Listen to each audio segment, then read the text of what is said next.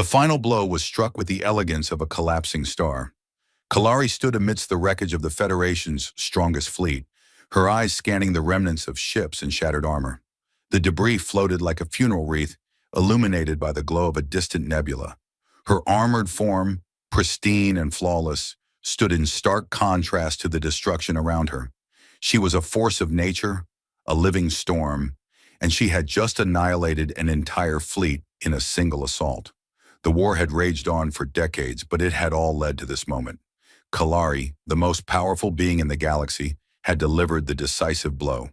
With a flick of her wrist, her energy blade had torn through shields, punctured hulls, and reduced entire armadas to smoking heaps of metal and shattered starships. The galaxy had witnessed wars fought with armies, with fleets of ships, but nothing compared to the spectacle of Kalari's fury. She was strength embodied, a warrior who had never known defeat. Yet, as the last remnants of the Federation's fleet drifted aimlessly in space, Kalari remained motionless, her blue skin glowing faintly beneath her armor. Her eyes, the color of deep space, were thoughtful, distant. She didn't feel the rush of victory that others might have expected. No exhilaration, no relief. Just a quiet understanding that this was simply the next step in her long path of conquest. From the safety of their command ships, the leaders of the galaxy watched her with a mixture of awe and trepidation.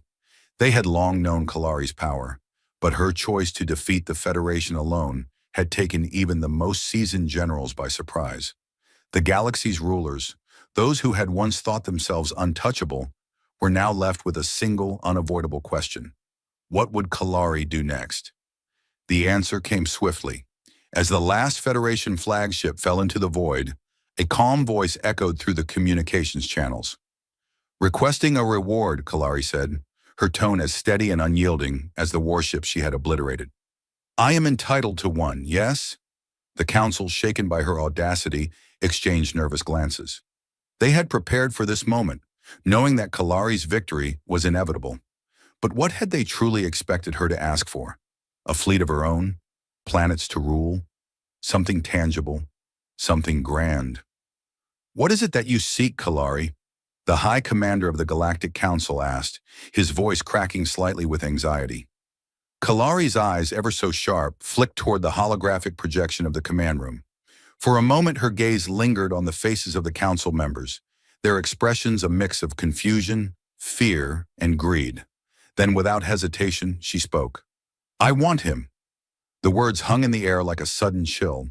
The council, already on edge, could hardly believe their ears. Kalari, the most powerful warrior in the galaxy, had just asked for a human soldier, one among millions, by the name of Jace. A soldier with no remarkable skills, no great history, just a man, caught in the tide of war. "Excuse me?" the High Commander spluttered, his brow furrowed.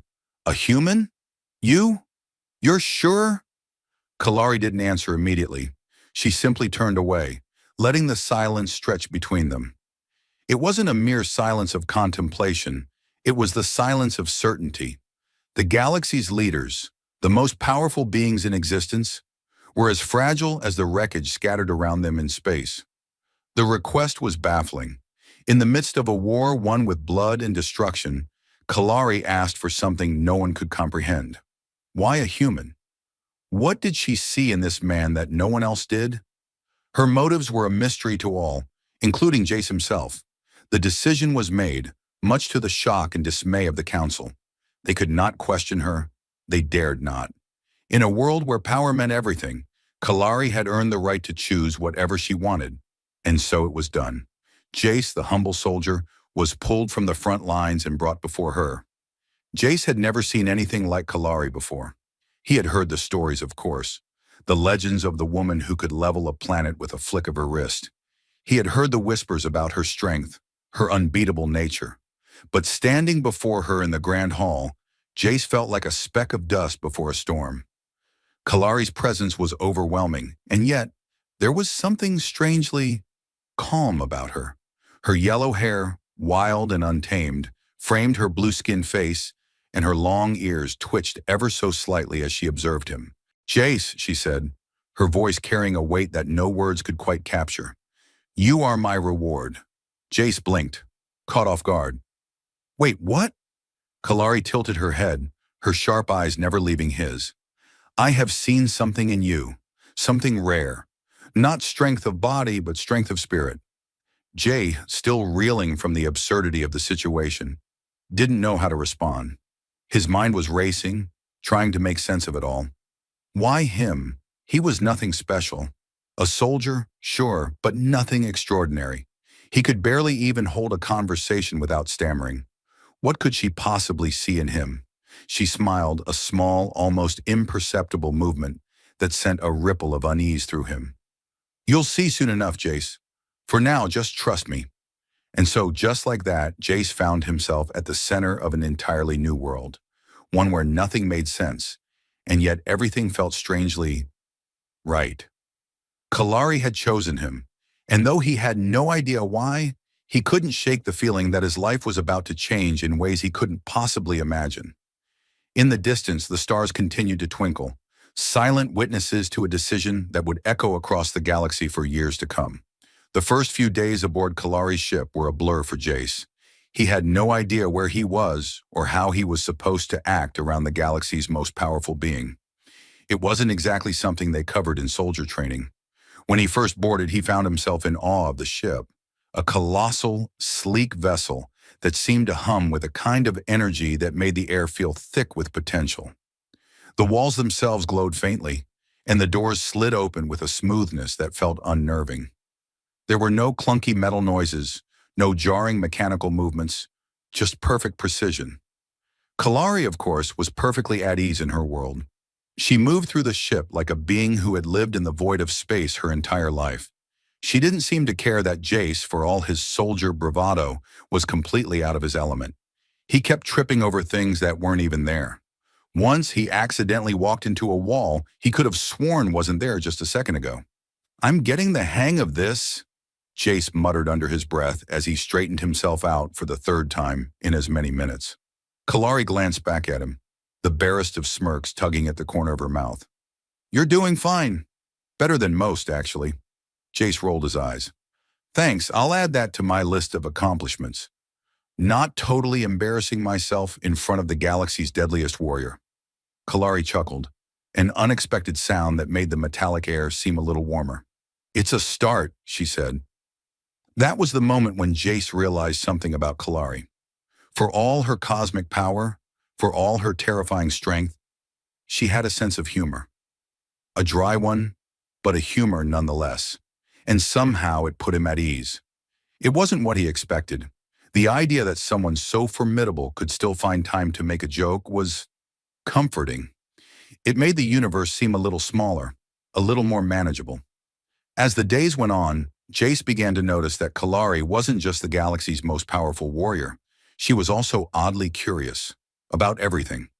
She asked him questions about Earth, about humans, about the small things that made him who he was. Jace had always thought of himself as average, a guy who liked football, reading, and the occasional drink. Nothing special. But to Kalari, his mundane little stories seemed to carry the weight of cosmic significance.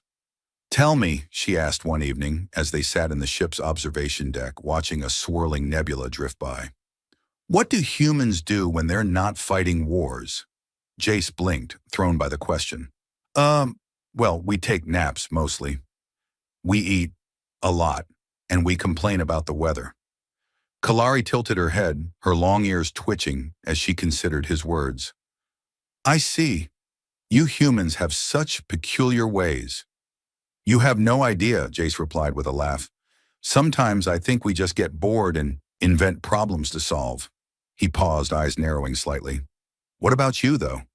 What do you do when you're not conquering entire fleets? She smiled softly. I meditate. I contemplate the universe. And sometimes I let myself feel small. Jace looked at her, puzzled. Small? You? Kalari nodded. Yes. Even the strongest need to remember what it is to be vulnerable. There was something strangely reassuring about that. The idea that Kalari, this godlike warrior, still had moments of doubt, of weakness. It made her seem more human in a way. Well, Jace said, grinning, If you ever need help with that, I'm pretty good at reminding people how small they are." He gave her a wink. Kalari raised an eyebrow, her lips twitching into a smile. "I'll keep that in mind, soldier." The days passed, and slowly Jace's anxiety began to fade. It didn't matter that he was now living on a ship that could flatten entire worlds in a matter of seconds. It didn't matter that Kalari had destroyed fleets with a single motion. What mattered was that she didn't treat him like a lesser being. She wasn't a conqueror with a god complex. She was someone who recognized the strength in others, even in those who were far weaker than her. But even as Jace started to feel more comfortable around Kalari, the questions persisted. Why had she chosen him? What was it about him that made her see something others didn't? Jace couldn't quite shake the feeling that he was missing something, a big piece of the puzzle that Kalari was so careful not to reveal. One afternoon, after another of their endless conversations about nothing and everything, Jace found himself asking the question that had been on his mind for days. "Kalari," he began slowly, unsure of how to phrase it, "why me? I mean, I'm just a soldier. You've probably wiped out armies bigger than my entire country. Why would you choose someone like me?" She was silent for a long time. Then, without turning to look at him, she spoke, her voice surprisingly soft. "Because, Jace, you're the only one who hasn't been consumed by the war. You understand that it's not just about victory, it's about the spirit that survives in the aftermath." Jace furrowed his brow. "The spirit? What does that even mean?" Kalari finally turned to him, her piercing eyes meeting his with an intensity that made him feel like he was being scanned by some unknown force. "You, human, are different from all the others I have met. You are not driven by the desire to dominate, nor by the hunger for power. You are simply here, and that is rare." Jace didn't know how to respond to that. He had never thought of himself as anything special, but Kalari's words stuck with him, gnawing at the back of his mind. What if there was something more to this whole situation than he realized? What if Kalari had chosen him for reasons he couldn't yet understand? As the ship sailed through the cosmos, carrying him further from the life he once knew, Jace realized one thing. He was no longer just a soldier. He was something more. And Kalari, for all her power, was helping him discover it, one awkward conversation at a time. A sudden chime echoed through the ship, pulling them both from their thoughts. A holographic message appeared before them, a galactic transmission from one of the Federation's surviving leaders. Kalari's eyes narrowed. "Let's see what they have to say," she murmured as Jace straightened, suddenly feeling like a pawn in a game far beyond his understanding. The galactic transmission was a warning, and Jace could tell the moment he saw the flickering hologram, a message from the Federation, their faces pale with the lingering fear of a force they couldn't quite comprehend. They were rattled, their bravado shattered by the knowledge that Kalari was unstoppable. Kalari didn't flinch when the hologram spoke, her expression unreadable as the Federation leader. A woman with dark eyes and a stiff posture outlined their new strategy. She spoke of new alliances, of secret weapons that might turn the tide. It was clear that they believed the war wasn't over, that their fight wasn't finished. They had one last hope, and they would use everything they had to try to defeat Kalari. Jace watched Kalari, his thoughts a blur. The tension in the room was palpable. For a moment he thought Kalari would destroy the transmission, erase the last vestiges of their resistance. But she didn't. Instead, she stood up and turned away, her voice calm, almost casual. "I don't need to destroy them. They'll do it themselves." Jace blinked. "What do you mean?" Kalari's smile was subtle but knowing. "You've seen it, haven't you? The galaxy's leaders. They're also caught up in their own power struggles, in their hunger for control. They won't stop until they have destroyed everything that makes them feel vulnerable. But their obsession with power is their weakness. They'll crumble from within." The words settled in Jace's mind, spinning around like the nebulas they had passed days before. It was true, despite the vast resources of the Federation, despite their technology, they were still driven by the same thing that plagued every empire in history: fear of losing control. And fear, Jace realized, was the most dangerous thing in the universe. "You're not worried, are you?" Jace asked, a bit of humor edging into his voice. Kalari met his gaze, her smile almost imperceptible. Worrying is for those who think they don't already have everything they need. Jace chuckled, shaking his head. You've got a strange way of looking at things. Maybe, she replied, but I've learned that it's not the size of the fleet or the firepower that matters. It's the will to see it through. And right now, the Federation's will is fractured. They don't even know how to fight this war anymore. Jace's mind raced. The Federation had been so sure of themselves, so arrogant. But now their fate was sealed not by Kalari's strength, but by their own inner division. Kalari had known this all along, of course.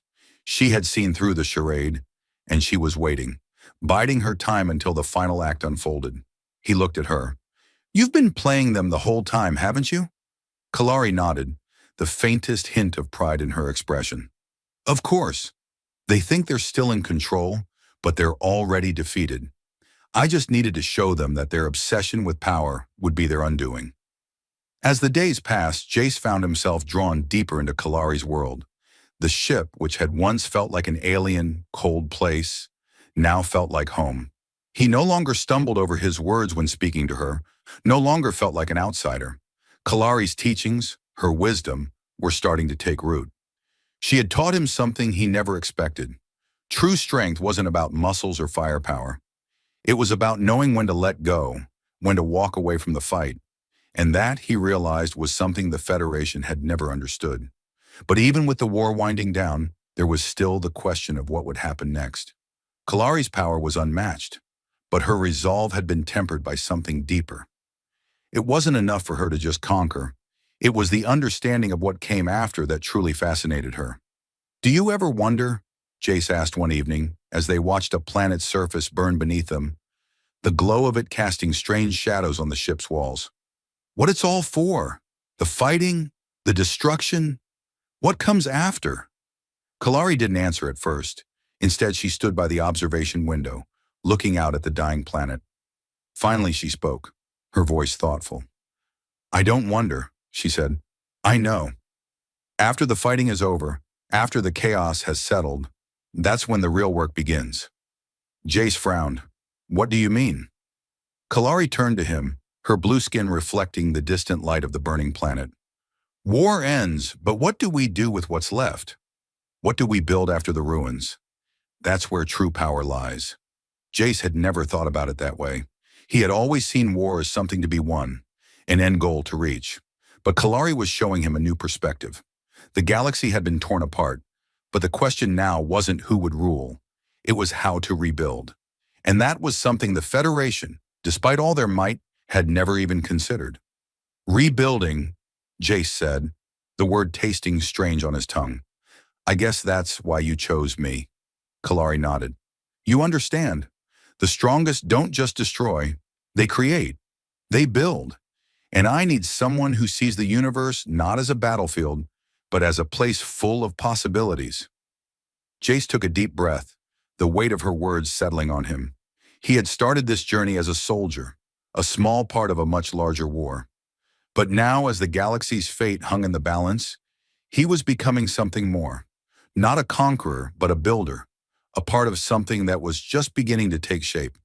Well, Jace said with a smirk, I guess we'll see what kind of things we can build together. Kalari's smile was the only answer he needed. It wasn't a smile of victory.